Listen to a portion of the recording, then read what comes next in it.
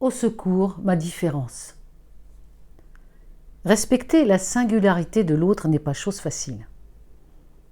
Dans la singularité s'inscrit la différence, qui marque l'autre de sa violence.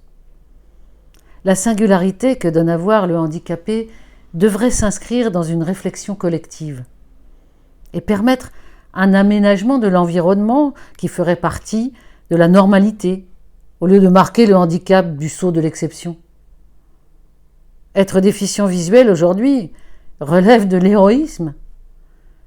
Parcourir les rues d'une grande ville, s'engouffrer dans le métro ou aller prendre un train à la gare n'est pas simple, même si un grand nombre de déficients visuels le font quotidiennement. Ce que je voudrais montrer ici, c'est l'abîme qui existe entre l'évolution des techniques, les possibilités qu'elles ouvrent, et le peu de réalisations concrètes d'aménagement sur le terrain qui permettraient une meilleure accessibilité. Je voudrais évoquer des cas concrets et personnels dans lesquels beaucoup se reconnaîtront. De bon matin, je pars travailler. Ma canne blanche est dans ma main, efficace. Elle ne peut cependant pas enlever les poubelles qui encombrent le trottoir. Je tape à droite, à gauche, je finis par me frayer un passage et je heurte une énorme moto qui finit sa nuit posée là au milieu de ma route. Je m'apprête à traverser la rue que je connais bien, mais j'en suis empêché par une voiture stationnée sur le passage piéton, qui est collée à l'avant comme à l'arrière à deux sœurs jumelles. Enfin, me voilà arrivé au métro. Quelle bousculade! Je suis dans la rame. Je change à la station Bastille. Le quai est noir de monde. Les gens me poussent et me voilà soudain tombé en sandwich entre le quai et le wagon. Les jambes et les cuisses dans le vide.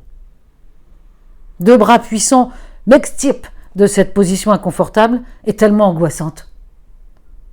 J'ai le genou déchiré, les cuisses couvertes d'hématomes, sans compter la peur qui m'a envahi. Le métro est parti comme si de rien n'était. Il faut savoir que dans cette station, le quai est en courbe et qu'il y a un espace béant entre le trottoir et le wagon. Les témoins de cette aventure m'ont bien sûr aidé, mais pressés par le temps, s'en sont allés vers leurs affaires. Le conducteur du métro n'a même pas sourcillé.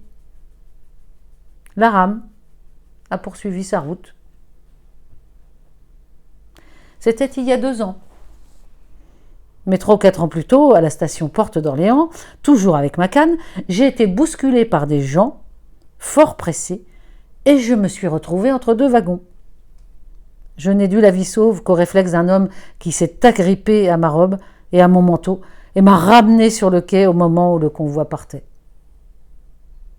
J'avais heurté les poussoirs métalliques. Je m'en suis tiré avec quelques côtes fêlées, une épaule meurtrie et la jambe déchirée. On m'a transporté dans le bureau du chef de station qui a appelé les pompiers. Ces derniers n'ont pu me transporter à l'hôpital parce que je n'avais pas perdu connaissance et que l'accident était arrivé dans le métro. J'ai eu beaucoup de mal à obtenir l'autorisation de faire une déposition dont je n'ai jamais eu la moindre nouvelle.